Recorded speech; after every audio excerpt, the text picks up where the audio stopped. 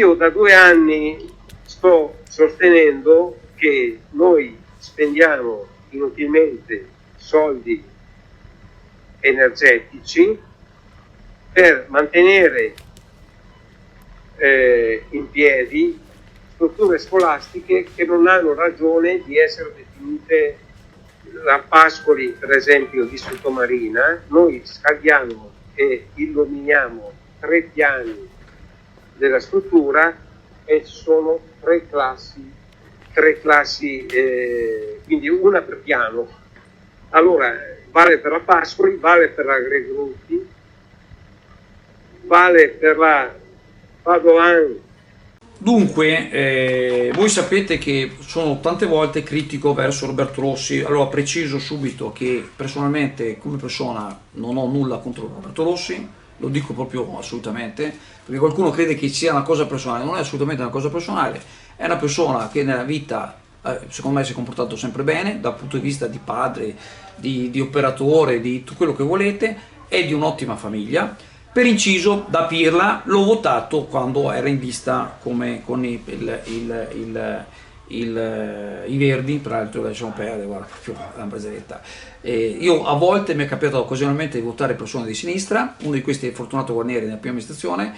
Di Fortunato Guarnieri non mi sono assolutamente pentito di averlo votato nella prima amministrazione, nella seconda ero in lista con Forza Italia, quindi non potevo certo votarlo, anche perché non ero d'accordo su tutto quello che diceva. Ma su Rossi sono profondamente deluso dell'incapacità e del cinismo di questa persona. Ecco. Allora, sorvoliamo, l'ho già detto tante volte, sul fatto di andarsene a Porto San Felice, ci è costato 1.700.000 euro, sorvoliamo sulle cagate che diceva sul Mose, non funzionerà mai, eccetera, eccetera, sorvoliamo sul fatto che grazie a una sua responsabilità non diretta, non politica, ma comunque non abbiamo potuto fare l'impianto di compostaggio che ci avrebbe consentito risparmi di 3-4 milioni di anno per quanto riguarda la bolletta dello smaltimento rifiuti.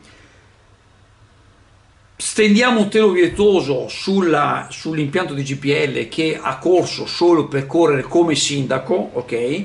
Poi gli amici del PD, che io lo dicevo privatamente, mi hanno detto avevi ragione al 100%, sarebbe opportuno che lo diceste in maniera pubblica e non così per battendomi la cosa alle spalle, anche se comunque è una certa onestà intellettuale, ve la riconosco. Allora, l'ultima delle cagate che dice Rossi è stata in Consiglio Comunale il giorno 27, ok? 27 luglio. Allora, siccome il Comune, a fronte di tutta una serie di costi, tra cui lo spaventoso aumento delle bollette energetiche, ha dovuto fare dei tagli, allora questo genio di Rossi dice che il Comune dovrebbe ridurre le spese cercando di erogare maggiori servizi, cioè proprio, non lo so, ma mi scusa, ma come si fa a dire in Consiglio Comunale ridurre le spese cercando di dare maggiori servizi? Non lo so, vabbè, adesso lo vogliamo. Ma quello che mi fa particolarmente colpisce di queste cose senza senso che dice questo soggetto, ok? È che dice che per il comune avrebbe potuto, per risparmiare, tagliare le scuole. Cioè praticamente la Pascoli che dice che di 3 piani ci sono 3 classi, invece mi risulta che ci sono 4 classi e più ci sono i laboratori, intanto. Della Padoan, che comunque dice, da quel che mi risulta, ma avrò modo, voglio andare a fondo di questa cosa, voglio fare proprio un'intervista al vice sindaco Daniele Tiozzo, o anche sentire qualche dirigente se avrà voglia di dire, ma comunque ci informeremo meglio. Sulla Padoan mi risulta che hanno i numeri, sulla Gregorutti è veramente una scuola che da tempo è in difficoltà, sta avendo sempre più difficoltà, è quella di Vigo, perché non ci sono le classi ed fa parte del panorama generale di tutte le scuole d'Italia, dove purtroppo c'è una diminuzione, diciamo, anagrafica dei ragazzi, degli studenti, e quindi ci sarà da fare qualche ragionamento. Però è da fare un ragionamento guardando un contesto complessivo. La scuola Marchetti della Tombola è interessata ad un notevole progetto di riqualificazione che dovrebbe partire forse entro l'anno, e quindi la Gregorutti potrebbe essere una soluzione temporanea per poter fare. Quindi prima di dire tagliamo sulle scuole, Francamente, devo dire la verità, proprio questa qua è incapacità pura. Quando io li chiamo energia cinica, è la verità, sono solo dei cinici. Qua può sembrare che abbia qualcosa di personale, no, è proprio per l'incapacità manifesta di questi soggetti che sono in consiglio comunale perché hanno intortato l'opinione pubblica dicendo un sacco di fesserie. Do questa chicca. Quando a suo tempo l'abbiamo anche intervistato durante la campagna elettorale, era da contraddirlo subito, ma così, avevamo dato spazio a tutti, anche a lui, tranne che la lista di Minus Abens e quelli dei Novax, eccetera. Anche lì l'abbiamo intervistato e diceva che loro è una lista a trazione femminile. Ma sei candidato sindaco è un uomo, con la barba! Cioè, per dire, e quelli della lista, oh, che bravo, cioè proprio li ha intortati in una maniera scientifica, è bravissimo, ha intortato l'opinione pubblica, ha fatto quello che ha fatto con l'impianto di GPL, vi ho parlato delle altre cose, questa ultima della scuola, proprio faremo un blog apposta, tutte le cagate di Roberto Rossi, bisogna che lo faccia perché, porca miseria, almeno qualcuno fra 3 anni, 4 anni, magari ce lo andrà a vedere, si renderà conto delle fesserie che dice questa gente.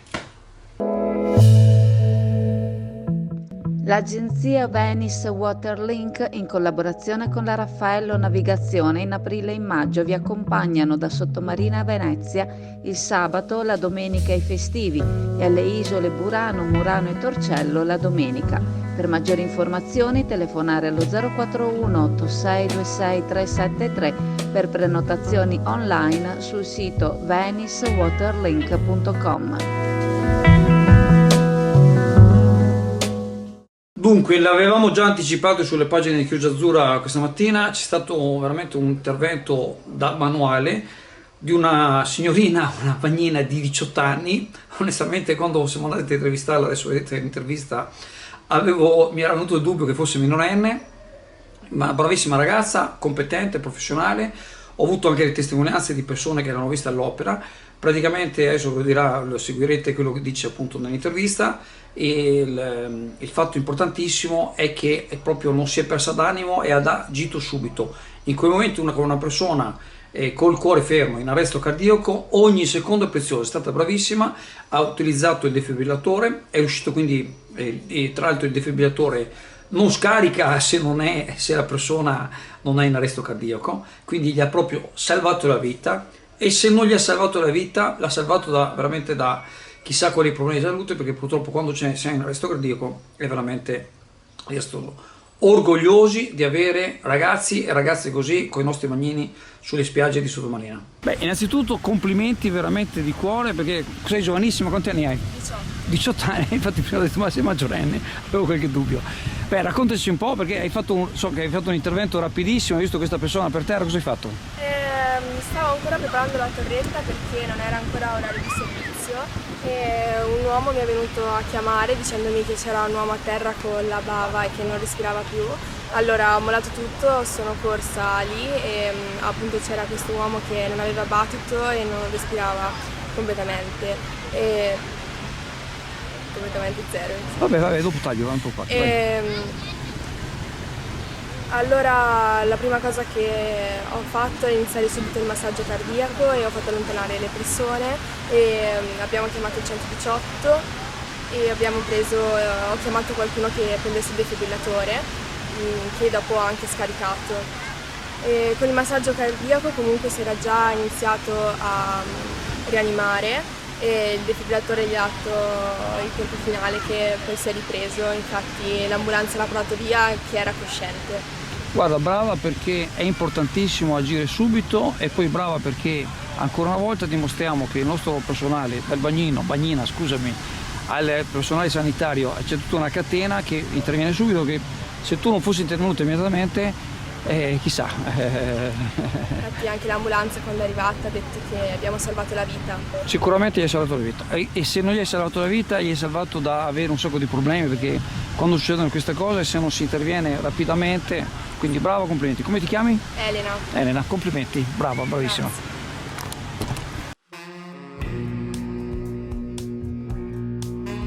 Osteria Veneta, per gustare dell'ottima carne in un ambiente rilassante. Nuova gestione in via Brondolo 21. Prenota chiamando il 349 875 7579.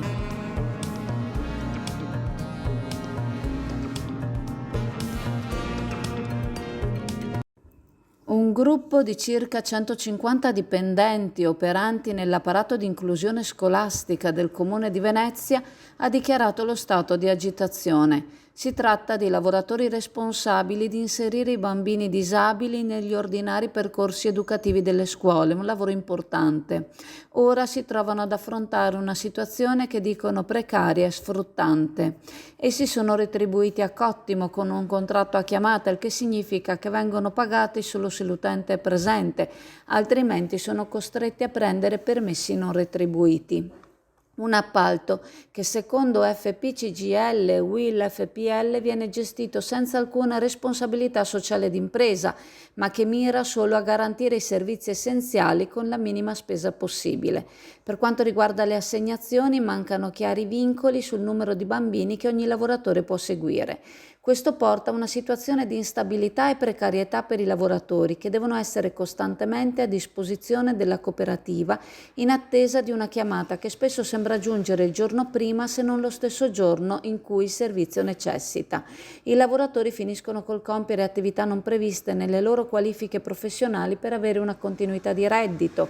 Una situazione grave tanto che i lavoratori si sono visti costretti a proclamare lo stato di agitazione. I lavoratori finiscono col compiere attività non previste nelle loro qualifiche professionali per avere una continuità di reddito. Una situazione grave, tanto che i lavoratori si sono visti costretti a proclamare lo stato di agitazione. I lavoratori chiedono di essere ascoltati e di ottenere risposte concrete alle loro richieste per garantire una maggiore stabilità e dignità lavorativa in un settore così importante come l'inclusione scolastica. I lavoratori speravano di essere ascoltati dall'assessore alla coesione sociale del Comune di Venezia, senza però ottenere riscontro, a quanto i sindacati affermano. Osteria Veneta, per gustare dell'ottima carne in un ambiente rilassante. Nuova gestione in via Brondolo 21. Prenota chiamando il 349 875 7579.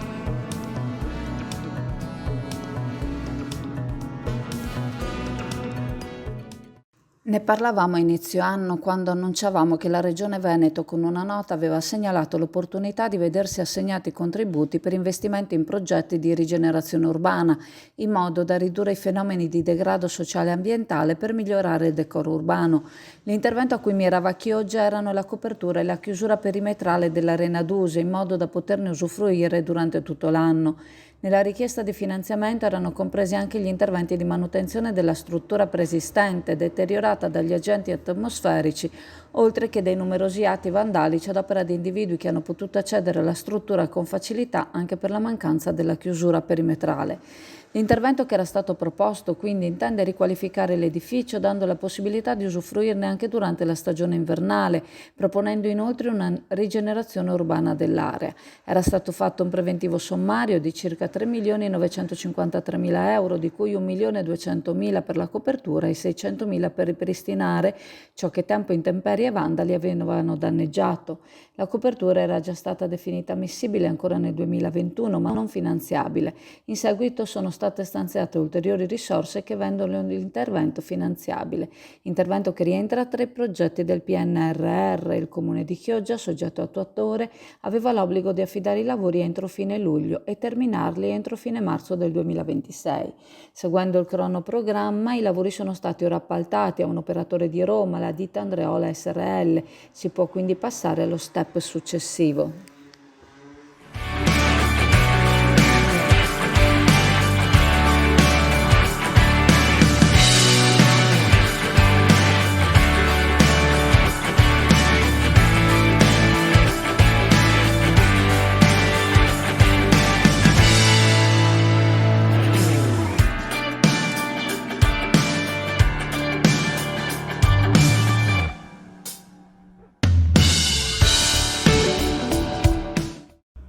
Questa mattina un cogolante, uno dei pochi di Chioggia che ancora portano avanti questo lavoro faticoso e tipico della nostra laguna, ha postato su un noto social la pesca del giorno, chili e chili di granchi blu presi coi cogoi sul tratto acqua all'altezza della Boschettona, misti a meduse che ancora continuano a vedersi. Una replica della situazione che si sta manifestando nelle coste di Porto Tolle e di Goro e che sta mettendo in ginocchio 1500 imprese. Nel frattempo anche i cogolanti di Burano ci dicono si siano fermati. Un prodotto, il granchio blu, per il quale i pescatori prendono €1 al chilo, ma che sta facendo danni per un valore ambientale enorme, mettendo in pericolo le specie ittiche che trova sul suo cammino. Stiamo facendo la fine dei dinosauri, ci ha detto il cogolante che con l'ultima tempesta se l'è vista molto brutta. Cambiamenti climatici, meduse, granchi, le ultime tempeste che hanno fatto scappare le seppioline, la cui vendita ci avrebbe fatto tirare un sospiro di sollievo. Tutto sembra lavorare contro di noi e contro il mantenimento della risorsa. Oggi alla Boschettone è stato il primo giorno che abbiamo dovuto affrontare questa quantità immane di granchi, ma per i prossimi giorni ci aspettiamo di peggio. Se dovesse andare avanti un anno così non avremo più specie locali da pescare e il nostro mestiere andrà scomparendo. Sussidi? Aiuti? Ristori? Magari. Per il momento si parla, ma non si muove nulla. Siamo al collasso.